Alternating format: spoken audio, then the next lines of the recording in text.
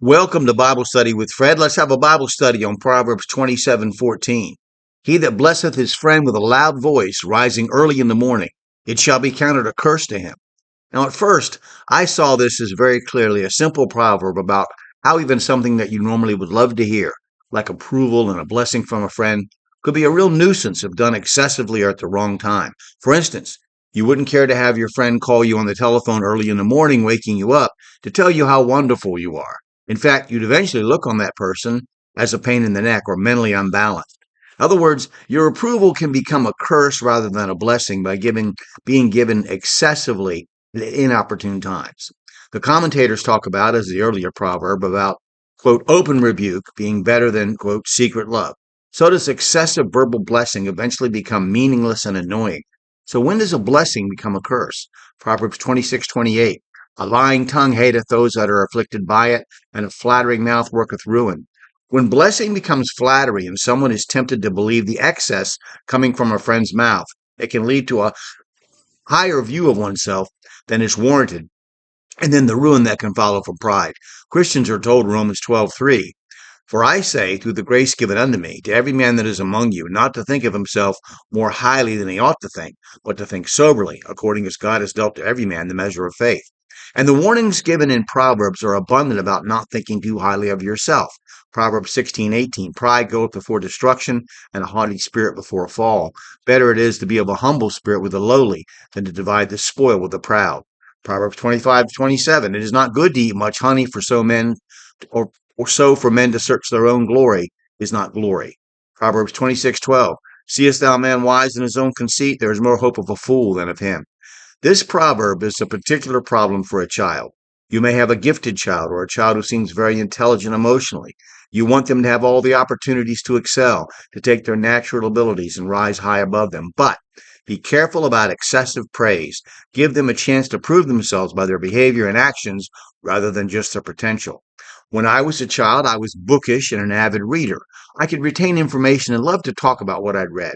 Certain members of my family had far too high an opinion of my potential and not enough sober realization of my limitations. As a result of these errors in judgment, I was pushed too far too fast for my actual abilities. By skipping parts of grades and being placed in, quote, gifted groups and, quote, honors courses when I really didn't have the actual ability to match the demands placed on me, my emotional growth was harmed and my maturity was stifled, and I suffered a great deal. Let me put it another way about how we live through our kids. We don't let kids play sandlot baseball anymore. We want them to play on organized teams, hoping they'll one day be professional superstars. We don't just hope that our child will be able to handle college or trade school and get a decent job so he or she can support himself. As soon as we realize our child is bright, we begin dreaming of them being a great doctor or lawyer, being famous and important. We push and push our children and heap praise after praise upon them. I remember a friend in college who committed suicide. He had gone to college at only 16 years old, gifted beyond his years. His name was Sheldon Darity.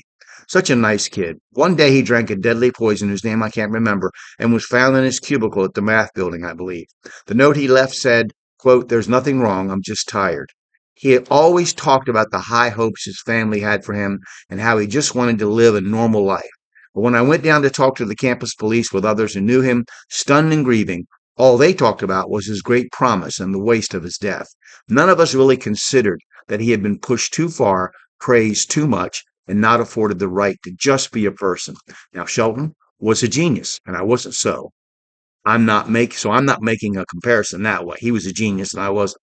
My point is that flattery, excessive approval, praise, and blessing are not necessarily good things. It can lead to pride or it can lead to despair, fearing that you can't measure up to what's expected of you. I remember someone who used to be a preacher writing, and I can't remember where it was or who said it, but it was someone who seemed to be gifted at speaking and putting the Bible in context, but everyone, quote, wanted a piece of him.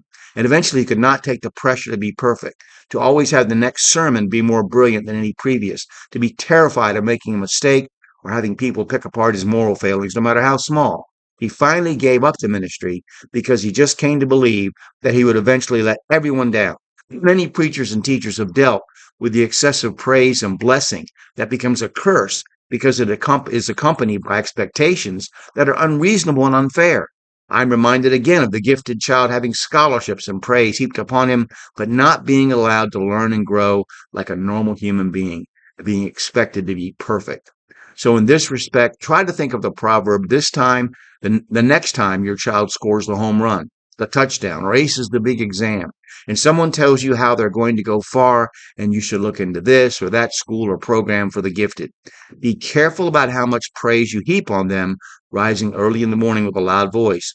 Your blessings may become a curse. All right.